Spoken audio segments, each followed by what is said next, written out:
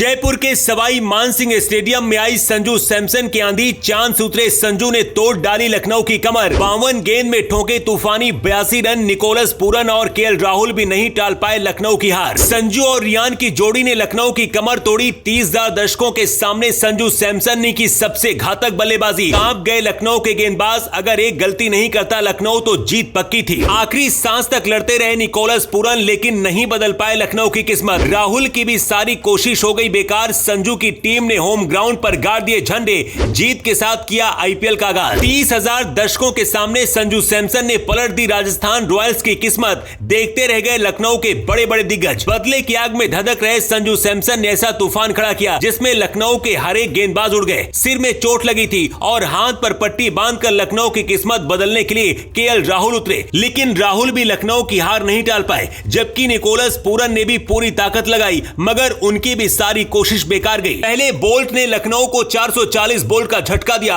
और फिर 500 विकेट लेने वाले रविचंद्रन अश्विन ने भी तबाही मचा दी। अपनी भीषण बल्लेबाजी की बदौलत संजू सैमसन ने राजस्थान रॉयल्स को पहले मुकाबले में बड़ी जीत दिला दी। लखनऊ को लगा था कि इस मुकाबले को वो जीत सकता है, लेकिन आखिरी गेंद पर लखनऊ के बल्लेबाज लड़ते रहे, लेकिन बाजी संजू सैमसन जीत ले गए। संजू जिस तरह से बल्लेबाजी कर रहे थे, लखनऊ का कोई भी गेंदबाज उन्हें गेंद फेंकने से बच रहा था। लेकिन एक गलती संजू की टीम से भी हुई जिसका फायदा उठाकर लखनऊ बाजी पलट सकती थी, लेकिन उसका भी कोई फायदा नहीं हुआ। आखिरी के 5 ओवर में कैसे संजू सैमसन ने लखनऊ के पाले से मैच अपनी मुट्ठी में कर लिया, उसकी कहानी आपको बताते हैं। राजस्थान रॉयल्स ने टॉस जीतकर पहले बल्लेबाजी का फैसला किया था। संजू का फैसला एकदम सही साबित हुआ और सबसे पहले यशस्वी जायसवाल ने तूफानी अंदाज में बल्लेबाजी करनी शुरू की और 12 गेंद में 24 रन ठोक डाले। हालांकि जॉस बटलर ने इस बार निराश किया और केवल 11 रन बनाकर वो पवेलियन की राह देखते बने। मगर इसके बाद जो कुछ हुआ उसने लखनऊ के गेंदबाजों के होश उड़ा दिए। लंबे वक्त बाद मैदान पर उतरे संजू सैमसन रन बनाने के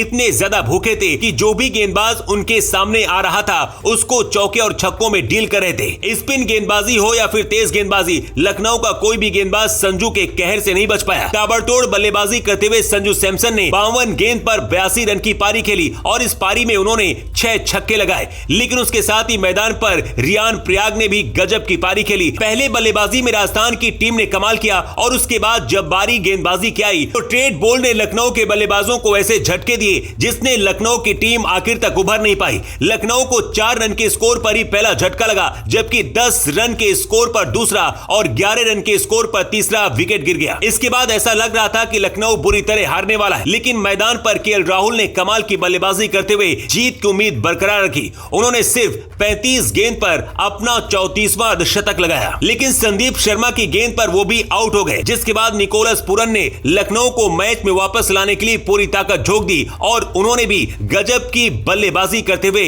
41 गेंद में 64 रन बनाए। लेकिन लखनऊ की किस्मत बदलने में वो भी कामयाब नहीं हो पाए। आखिरी गेंद पर निकोलस पूरन लड़ते रहे, लेकिन संदीप शर्मा और आखिरी ओवर में आवेश खान की बेहतरीन गेंदबाजी की वजह से लखनऊ को इन मुकाबलों में हार का मुंह देखना पड़ा। हालांकि उन्हें एक मौका भी मिला था, लेकिन उसका फायदा भी वो नहीं उठा पाए और टीम को जीत नहीं दिला सके। जिस तरह से बल्लेबाजी निकोलस पूरन कर रहे थे, वैसे में उनका कैच छोड़ना राजस्थान रॉयल्स के लिए मुश्किल खड़ा कर सकता था, लेकिन किस्मत ने कुछ और ही लिखा था और संजू सैमसन ने अपने होम ग्राउंड पर जीत के साथ आईपीएल में आगाज कर दिया। जबरदस्त बल्लेबाजी के लिए हर कोई संजू सैमसन की तारीफ कर रहा है। संजू की पारी पर आप क्या कहना चाहेंगे? कमेंट करके अपनी राय जरूर दें।